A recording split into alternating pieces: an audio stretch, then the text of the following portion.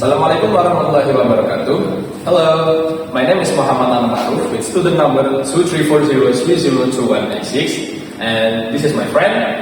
Hi guys, my name is Kafaidar Octavian, student number 234302190. Hi guys, my name is Rafael Fazri. My NPL is 234030216. And the last one. Ta-da! Hello guys, my name is Aryo Fikar Widaros and with my NPN 23403022184. And this is our video for final project English grammar. And let's check this out. Teman-teman, di sini saya akan menjelaskan tentang problems with preposition. Jadi problems with prepositions itu ada dua, yaitu dalam literal way atau idiomatic way. Nah, di sini ada sebuah sentence. Nah, di sini ada preposition up dan di sini ada preposition in. Nah, jika kalimat ini diartikan, artinya adalah seorang anak laki-laki berlari ke atas bukit. Nah, preposition di sini adalah literal way. Jadi ini adalah menjelaskan arti yang sesungguhnya. Jadi run up, dia memang benar-benar melari ke atas. Dan yang di bawah adalah she went in the house. Nah, ini adalah kalimat lampau karena ini menggunakan verb 2 dan ini juga seharusnya menggunakan verb 2. Ini adalah run up the hill. Jadi she went in mengartikan bahwa dia perempuan itu masuk ke dalam rumah. Jadi ini juga adalah literal way. Ini menjelaskan arti sesungguhnya yang seperti dalam ada di topik. Seperti ini adalah went, pergi, dan ini adalah pergi, dan ini adalah ke dalam. Jadi dia pergi ke dalam rumah. Dan ini juga run up, dia berlari, dan ini ke atas atau atas. Jadi the point di sini dia berlari ke atas bukit. Ya, di sini teman-teman, saya juga akan menjelaskan tentang idiomatic. Idiomatic itu adalah sebuah kiasan. Jadi sebagai contoh, kata up di sini ini tidak ada hubungannya dengan arti ke atas atau apapun itu, karena di sini adalah idiomatic way. Up itu bergabung dengan call. Jadi call up itu mengartikan adalah menelepon seseorang. Jadi di sini adalah artinya menelepon seseorang. Jadi idiomatic way itu adalah sebuah kiasan. Kesimpulannya, idiomatic way itu tidak dapat ada rumusnya. Jadi harus dihafalkan. Seperti contoh call up itu verb call, ini up itu ke atas. Jadi memang harus dengan arti menelepon itu ini harus jadi satu bagian. Seperti rely on atau depend on. Ini adalah satu bagian, tidak bisa dipisah satu persatu karena ini adalah idiomatic way. Ini adalah sebuah kiasan. Jadi jika teman-teman ingin mempelajari idiomatic way, teman-teman harus bekerja keras karena harus menghafalkan pasangan-pasangan verb atau kata-kata kiasan-kiasan tersebut. Halo teman-teman, di sini saya akan melanjutkan materi idiomatik dengan contoh soal kasus the game was called on because of rain. Di sini ada salah teman-teman, yaitu ini si on. Karena apa? Jika diartikan dalam bahasa Indonesia, sebuah permainan diselenggarakan atau dilaksanakan saat hujan. Nah, itu tidak masuk ya teman-teman. Karena jika terjadi hujan itu seharusnya kita meneduh atau dibatalkan dulu permainan tersebut. Jadi kita harus mengganti kata on ini menjadi kata off, yang berartikan membatalkan permainan yang seharusnya tidak diselenggarakan saat hujan. Jadi dengan itu kalimatnya menjadi the game was called off because of rain. Oke, sekian dari kami. Ini saya. Assalamualaikum. Oke teman-teman, di sini saya akan menjelaskan menjelaskan tentang soal TOEFL. Di sini terdapat 2 soal TOEFL dan di sini saya memiliki kasus di mana reconnect incorrect preposition, dan ada yang benar dan ada yang salah. Di sini saya akan menerjemahkan yang terlebih dahulu pada soalan pertama. I know I can rely on you to be here on time. Nah, di sini memiliki arti aku tahu aku bisa mengandalkan kamu untuk datang tepat waktu. Dan yang kedua, if you need more light to read, turn on the lamp next to you. Jika kamu membutuhkan cahaya membaca, nyalakan lampu di sampingmu. Pada 2 kasus ini ada yang satu yang benar dan ada yang satu yang salah. Pada soalan pertama adalah contoh soalan yang salah. Karena apa? Pada di rely ini tidak sesuai. Karena rely harusnya tidak bercocokan dengan in. Rely ini lebih tepatnya bercocokan dengan on.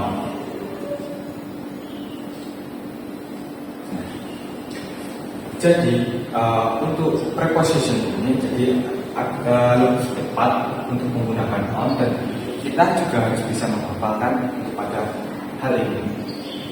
Karena rely tidak bisa digunakan tergantung jadi pengertiannya akan lebih tepat seperti itu. Daripada yang ke bawah, contoh soal kedua, ini memiliki arti yang sebenarnya. Terima kasih. Jadi saya akan melanjutkan penjelasan mengenai preposition dari teman saya tadi. Jika teman saya tadi mengenai preposition yang salah, jadi di sini saya akan menjelaskan mengenai preposition yang dihilangkan. Pada contoh nomor 1, he can always depend his friend. Preposition yang hilang dalam kalimat ini berada pada kata ini dengan arti dia bisa selalu bergantung pada temannya. Karena verb di sini depend, bergantung. Kata yang cocok untuk preposition yang cocok untuk menambah kalimat ini adalah on. Depend on. Jadi kalimat ini, he can always depend on his friend. Oke, pada contoh yang kedua, if you take this job, it will be necessary to deal blah blah blah other department. Karena di sini kita belum menemukan preposition yang hilang, jadi preposition yang hilang terdapat di sini. Karena verb di sini deal, pasangan yang cocok dengan preposition tersebut. Preposition yang cocok untuk kalimat tersebut adalah with. Jadi kalimat ini, if you take this job, it will be necessary to deal with other department. Hai, perkenalkan saya Faiza Lesla Sabila, NPM 23403022173. Perkenalkan, nama saya Safina Temaja dengan NPM 2340302165. Saya Lufayati, NPM 2340302183. Saya Selvi Kofifa Utavia, NPM 2340302153. Baik, di sini saya akan menjelaskan tentang singular dan plural. Jadi di sini ada yang tahu nggak singular itu apa, plural itu apa?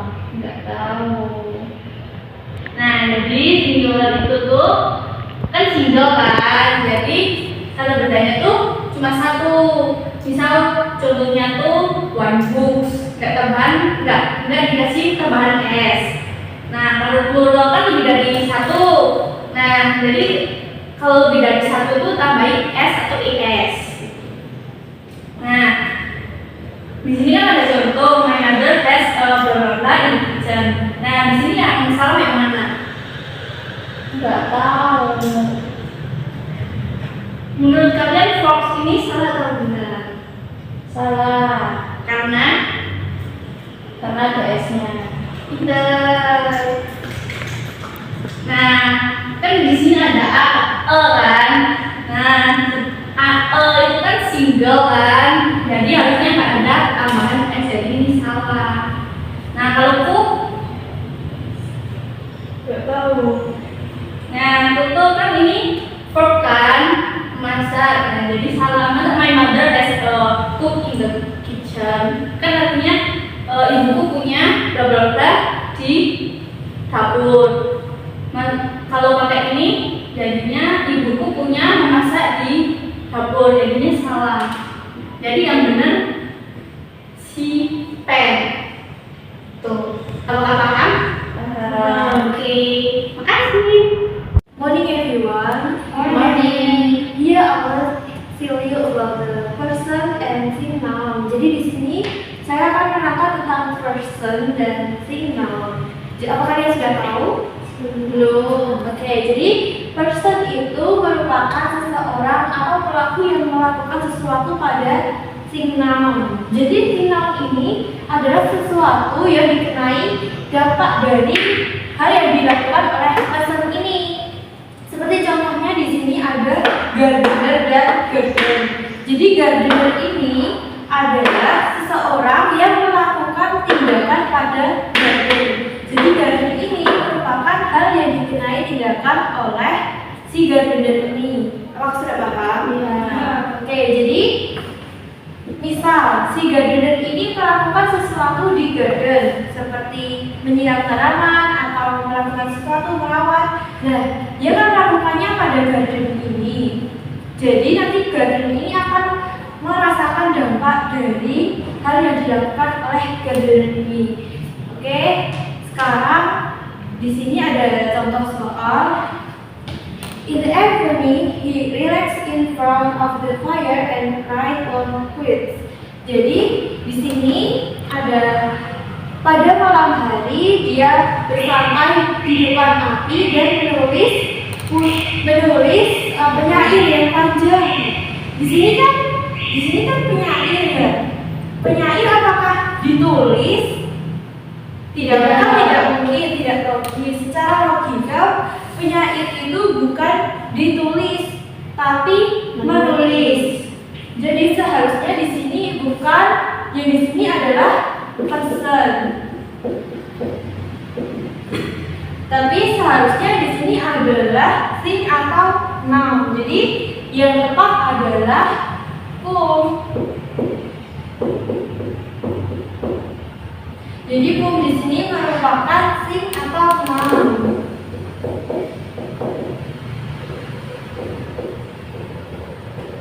Oke, jadi kita bisa baca di sini. In the evening, he relaxed in front of the fire and write on book. Jadi pada malam hari laki-laki itu bersantai di depan api dan menulis puisi yang panjang. Jadi gardener ini misal di kalimat aktif dia bisa menjadi subjek, sedangkan ketika gardener ini dikenai kata by, maka gardener ini bisa menjadi pasif dan otomatis jika dia akan menjadi objek. Apakah sudah paham? Paham. Nah, di sini saya akan menjelaskan mengenai artikel.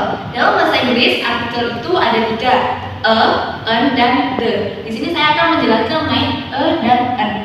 Di sini ada yang tahu perbedaan antara dan an? Enggak. Nah, perbedaannya adalah digunakan untuk kata benda yang berawalan consonant sound, sedangkan digunakan untuk kata benda yang berawalan vowel sound atau seperti contoh a, i, u, e, o dan sebagainya. Langsung saja masuk ke contoh. My father makes bla bla bla coffee. Kata setelah titik ini ada kata cup. Cup dibaca dan dengan awalan consonant sound. Jadi untuk jawaban dari titik ini yaitu A. Dan ingat kata dan an itu hanya digunakan untuk singular noun atau kata benda tunggal. Bisa dipahami? Oke, terima kasih. Halo everyone, kesempatan kali ini kita akan menjelaskan tentang artikel atau katasannya. Jadi artikel dalam bahasa Inggris itu berfungsi sebagai determiner yang fungsinya untuk menjelaskan status dari kata benda. Apakah kata benda itu jamak, tunggal, spesifik atau umum. Nah, artikel ini ada dua macam, ada a, and, dan the. Bedanya ada di spesifikasinya. Kalau a dan and itu digunakan untuk kata benda yang sifatnya lebih umum. Kalau the itu yang spesifik. Assalamualaikum warahmatullahi wabarakatuh. Hai semua, saya Rayhana Nela Lutfia dengan NPM 2340302187. Saya Ulfia Nuril Alifa dengan NPM 2340302189.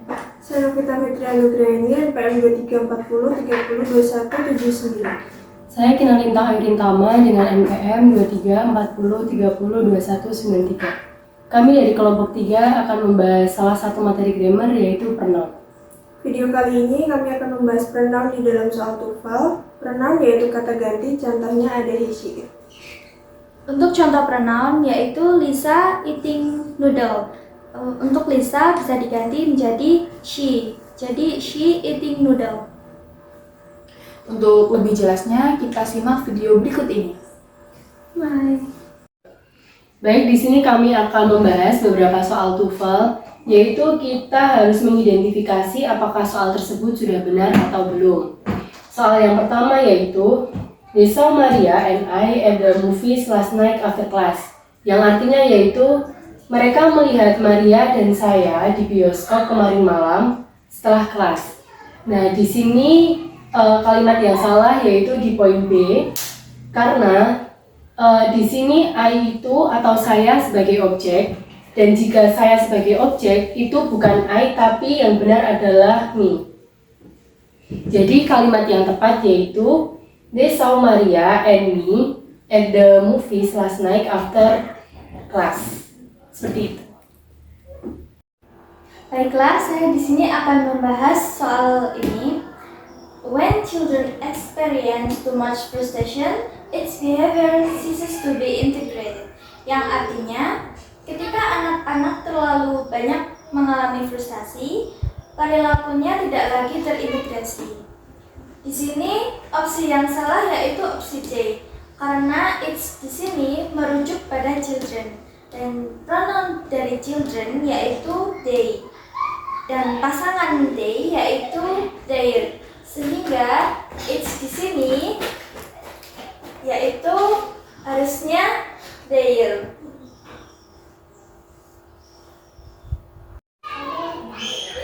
Oke, jadi saya di sini punya satu soal TOEFL. A baby learns the meanings of words as they are spoken by others and later uses him in sentences. Artinya, baby belajar arti dari kata-kata ketika mereka itu diucapkan oleh orang lain dan kemudian menggunakannya di dalam kalimat.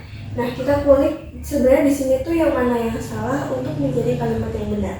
Jadi a baby learns the meanings of words as they. Nah, they ini kan dia pronoun nih. Kita cari tahu dulu nih they ini merujuk ke siapa.